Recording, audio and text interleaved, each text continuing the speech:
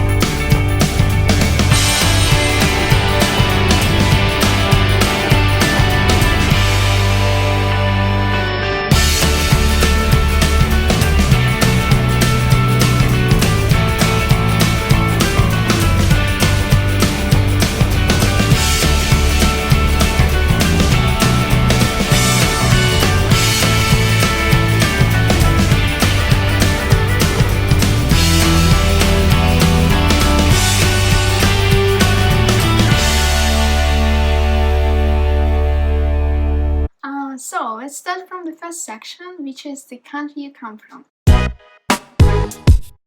And my first question is, what's your favorite thing about Georgia? There are a lot of things actually, but mostly it has to be Georgian food and cuisine and the nature that we have. Because I was thinking about this recently, and there's something for everybody who's coming to Georgia. Not everyone is going to like everything in Georgia, but at the same time, there's something that they're going to like. They're either going to like the people, they're either going to like the food. And yeah, but for me personally, it's obviously food and the nature and the people living. That's amazing. Okay, now let's imagine that we have someone who has never thought about your country before. So, how would you describe it in just one sentence? One sentence. Yeah. Okay, that's a hard question. I would say Georgia is a developing country located in between Europe and Asia. It is occupied by Russia. A fun fact, not so fun for us, but yeah. And it is a lovely country, and it's very adventurous and it's very unique in a sense because okay, this is not one sentence, but come and explore. Wow, you put like your whole history in just a couple of sentences. That's so interesting.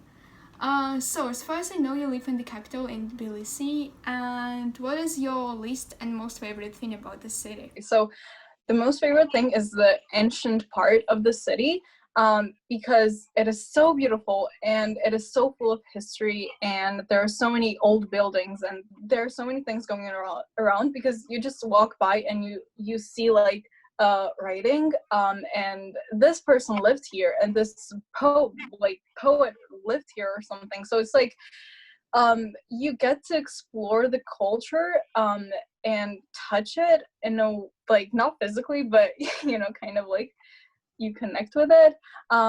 And I just love how the city is vibrant and it's lively, and people are always active and they're always going somewhere, and it's just so chaotic but at the same time so peaceful. And I love the combination of the modern part of the city and the ancient part of the city, and I think it's something that makes it really special to me. And the least part of the city is the pollution that's going around, and also the way we don't really have very well infrastructured suburbs and parts of the city that are not so close to the center. So yeah, that's basically it. And my last question here, are there any tourist destinations you would like to recommend to the people who would like to come to Georgia? I think visit the central places, and the lakes and the botanical garden. But apart from Tbilisi, go to Tusheti, go to Mestia. It's like mountainous regions, and at the same time you can drive from like the Black Sea to the mountains in like 3 hours or something. So just like go on adventures and go hiking, like just hop on a random train or hop on a random marshrutka and just go anywhere, because it's going to take you places and you're going to discover so many random things, but so many beautiful things at the same time. So just go for it, be adventurous. That's marvelous. Let's move to the next section, which is education. And you go to a governmental school, right? Public school. Okay, and what do you think are the main objectives of the school you go to? Like, what does make it stand out among any other educational systems? I'm lucky because I go to a school that has a lot of younger teachers, and the infrastructure is pretty much like very stable, and we have normal access to like water and like so many things that schools and regions might not have. So I'm really lucky to have that, and I'm really lucky to have like really supportive people around me in my school, and the education is very suited for me, I think. But like the whole education system is kind of bad. I'm sorry, but it's the truth. It's not designed for each individual. It just puts everyone in one boiling like water, and it just treats us like we're some sort of factory workers, and we have to go through like this cycle of life. And it's just like wrong, because we can discover so many things about life and so many beautiful things about this universe, and we can be so creative and so curious, but our schools don't really allow that to be possible, and I'm really lacking that like creative sense in a way. But other than that, I guess it's okay. Just stay curious, and I think it's, I mean, we can all always improve. And one thing that I really like about Georgia is it's developing, and we can also develop at the same like rate as the country. So we can also contribute to the development, and we can just um really contribute to the process, if I'm making any sense right here. Yeah, absolutely. That actually the thing I truly love about the developing states as well. Because like for example I come from Belarus and here we have kind of same situation. I mean, if you truly want to do something, no matter what it is, it will make some kind of impact, what would be much harder to do in already developed countries, because there is no that many opportunities you can make a great use of, just because many people are taking many things already for granted, and yeah, there it would be harder to implement something on the local level even, what here must be beneficial in any given way. Okay, and is there anything you truly like about the school? In school, not really. I'm so sorry, and I feel so bad saying this, but school is not the place I really feel myself improving, because most of the education, like the real education that I got, is from the internet, surprisingly, and informal education. So formal education is nice to start reading and writing, but other than that, you can learn anything by yourself. And like the structural things that force you to learn certain things, because you have to be certain way, is kind of killing us all, and I just drag it. But I love all subjects. I love physics, even though I'm not the best at it. I just love the concept of this universe magnificent, because we have so many unanswered questions, and I think like thriving to answer those questions is what's really like making life worth it. because if you don't have all those unanswered questions, and if you have all the answers, and uh if you don't want to do anything, and if you're just like in a balanced place, then there's not much of a colorfulness in your life. And yeah, at the same time, we're like taking so many things for granted. And I'm just like talking about everything right now, so you can just like stop me anytime. I actually did realize this year that I truly love science too, because it does open many perspectives, even to a person who does not want to perceive it as a major or like make a career in this sphere. Just because it does open a lot of spheres and perspectives to look at things from for any person. And yes, it's kind of cool to understand what is happening around you in a much better and more holistic way. I've also heard that you've been running a recycling campaign at your current school, and could you please elaborate on that and give some tips and advice to those who would like to start doing something similar, but they do not know where to start? The idea popped in my head very suddenly. I just said with my classmates, "Oh, let's just start recycling," and and it just happened. We brought 2 boxes from like closed shops. We asked them, "Can we like take 2 boxes from your shop?" And we just took them and put it in our class. And we had one for plastic bottles and the other for paper. And in 15-minute walking distance, we have like a recycling bin that contains 4 bins. So it's like plastic, paper, glass, and aluminum cans. Mhm. So we only had 2 options, and each week we collected up to like 100, like 20 plastic bottles from our class. And some people were like kind of taking their bottles and putting in our like class from other classes, and we like drag it with our own hands and took it there. We counted. We were so happy because like um, before the virus, I think we had up to 1,000 recycled bottles, and it doesn't seem much, but it's something, and it's better for a lot of people to really go zero waste imperfectly than for 2 people to do it perfectly. So it's all about trying and being better at it than just excelling.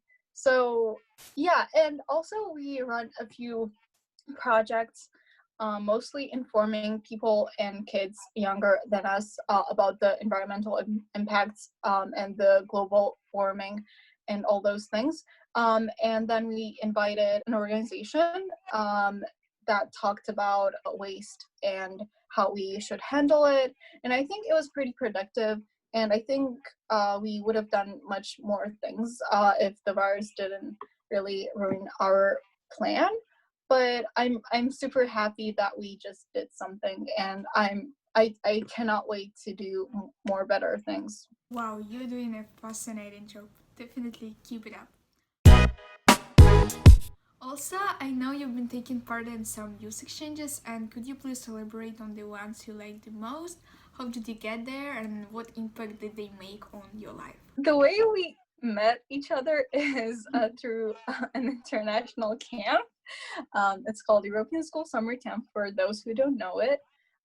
It's a 2-week international camp located in Georgia, which brings up to 100 participants from all around Europe and 6 Eastern Partnership countries.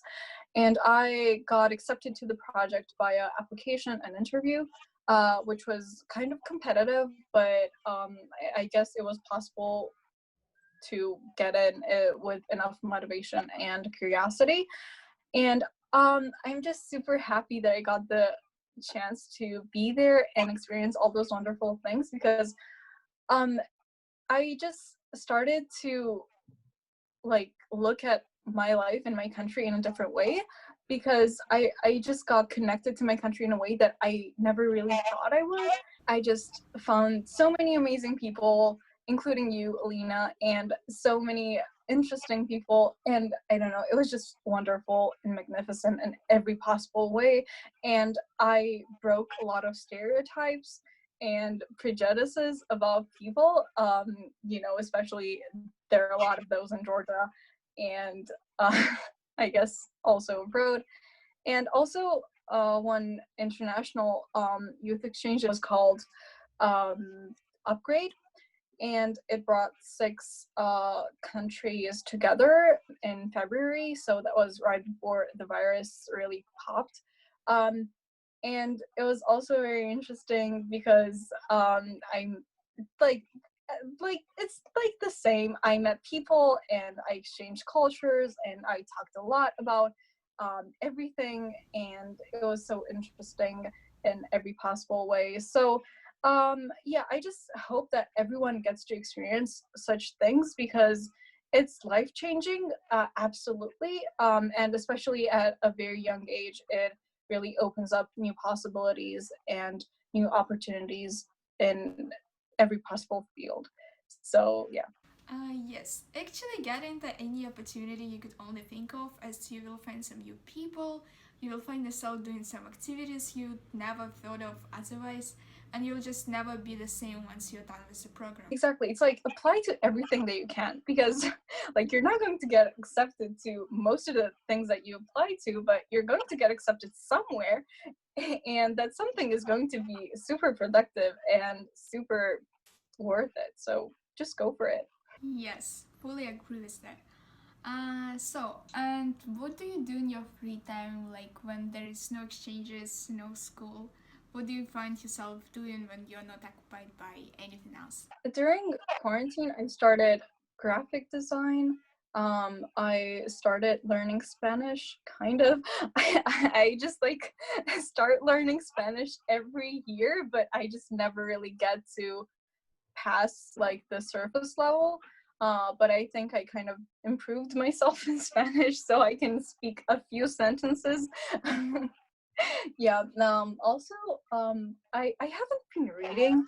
That's like one surprising thing because like I love reading, but I just like cannot take a book and start reading it. Like it has to be somewhere and has to be either in the subway or in the bus or somewhere. I just like cannot read in my house, and I think that's crazy. I've been also writing a lot of things, and I wrote a few blogs, actually two, not much. But um yeah, it's all about like being creative and being random because I just don't like the concept of doing something every single day.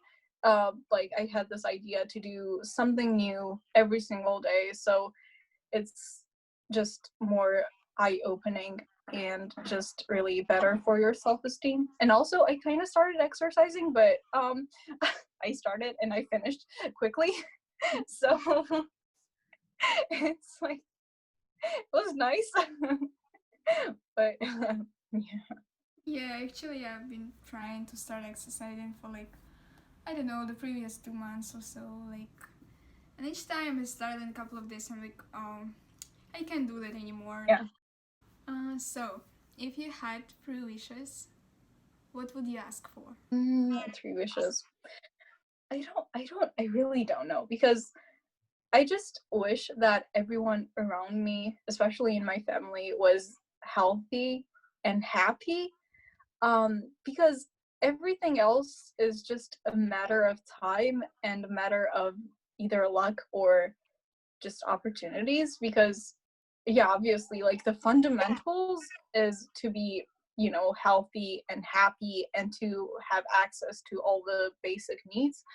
And my other two wishes is for like other countries, especially we know that there's like this crisis going on in Yemen, and many other countries that we don't just talk about and we don't cover.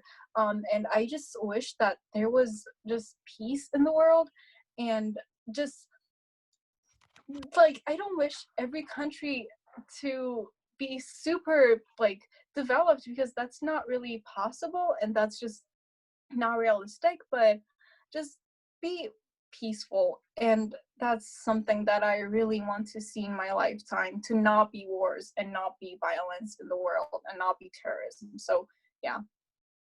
Wow, it's so altruistic. It must be really great if we achieve all of this one day. So now let's talk about the future. I know that you're a Flex finalist, so you're gonna go to the United States in order to complete 1 year of high school there. And could you please elaborate on the admission process a little bit? How did you get there? What was the procedure like? Was it competitive? And how this process actually went for you? Okay, so the Flex program is funded by the US State Department, and it covers up to 50 countries. But there's also another program called Yes, but that is for Asian and Muslim countries mostly. So we have Flex and Yes students, and that's like up to 50 countries in total. Flex is obviously very competitive, and at least in Georgia, there are probably 5,000 applicants every single year, and from those, only 80 get accepted. And there are 3 rounds. The first is a 15-minute English test. Then the second round is like 3 questions, and you have to answer them. And it's like kind of like essays, but at the same time, just like write down answers. You have like 35 minutes or something. And then the final stage is like obviously the most important. You have the interview, you have the group work, you have the application, which consists of 12 forms, I think. And you have to like take a tuberculosis test. I don't know how to pronounce it correctly, but you just have to go to the doctor and take that test, and you cannot shower for like 3 days or something. And that was really bad, but it pays off. It pays off, and that's the most important thing. You also have like 2 more essays or something, and a very big English test just to see if you need any other help. Because fun fact, if you kind of get like low score on the third stages English test, you might go to Moldova to study English for 1 month, and then you go to the USA. And that's just an awesome opportunity for those who cannot really comprehend English on a level that would make it possible for them to go to the USA straightforward. And yeah, that's basically it. The main things that you need for the Flex program is, I guess, readiness and openness to other cultures. You have to be really mindful. You have to be really active in your life. You have to be a cultural ambassador in the USA. So I guess you just have to be ready for that. And about your question, yes, it totally differs from country to country, because I think in Ukraine there are 150 available places. In Armenia, I think it's 49 or something. So it depends on the population, and it depends on the country itself. And what do you expect to learn there? So you're gonna go to a completely new country in like half a year. What do you expect to get there? I guess I want to go there to inform more people about Georgia and all the like amazing opportunities that we have here and all the amazing things that we do here, because a lot of people don't know what Georgia is, and they think it's a US state, which it is, but there's also a country. And I really want to learn how to live like independently, and I want to, like challenge myself and really just push myself to the limits and see what's my maximum and what I can do better and what I can improve in the future, because I want to study abroad in the university, and I think it's like a very great foundation for that. Also, other than that, it's a very great place to start living your dream and start doing things that you might want to do. I was thinking that like if there were like some opportunities like this, I would go to like nearby universities and either like see what the classes look like, or if there were like available researches and if they needed like volunteers, I would go there. I also want to teach people Georgian language, and I don't know, I just want to live a life like an American teenager. um but like you never know what you're going to get there, so I don't really want to set myself like really high expectations because I know that they're not going to be true. Because expectations are very far away from the reality. And yeah, that's basically it. I just don't know. I'm just going to go there and do my best, whatever I can. It's actually so nice that you have no expectations, because usually when you do have them, then you go to that new place and you do realize that it's actually different from the thing you expected it to be, and you're kind of discouraged.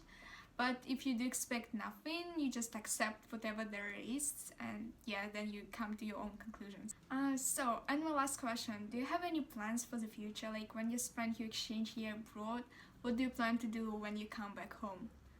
Okay, so I want to go abroad 1 year in Europe to volunteer. I don't know the country, but there are like different European volunteer corps opportunities out there. You might know it. Um, and I want to spend a few months there. I want to think about my future, what I want to do, because I don't really want to go straight to university after school, because I don't think that it's really a great idea to really spend your time and your money and all the effort in studying something that you're not going to use. And unless I'm going to know what I'm going to do precisely after university, I don't see myself going to university, because I don't want to be like forced into something that I really don't want to be doing. And I'm just really happy that I live in a family that supports my decisions, and that they're really open to new ideas, and they're not really pushing me to do something like particular. And yeah, but then I would love to travel the world, and I would love to take a lot of photographs, because at the end of the day, what's really left is memories, and photos are just a way for you to remember things with more details, more vividly.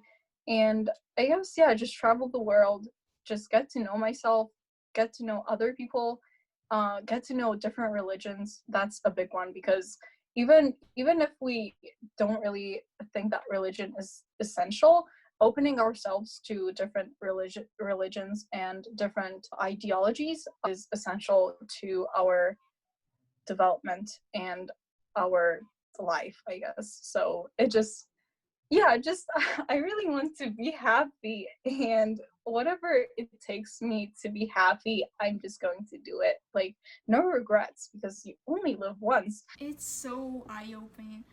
Actually, it has been my last question, so I wish you luck with your exchange program, and thanks so much for the talk. Thank you. I wish to see you soon, like in Georgia, in Belarus, no matter where. I really want to see you. Thank you for hosting me, I guess, virtually. And yeah, just thank you. And I also wish you like a lot of luck and success in your future life, because like you're so determined, and you're so like motivated to, I don't know, do everything possible to just really make the world a better place. So yeah, let's just do it together. Yeah, sounds like a plan.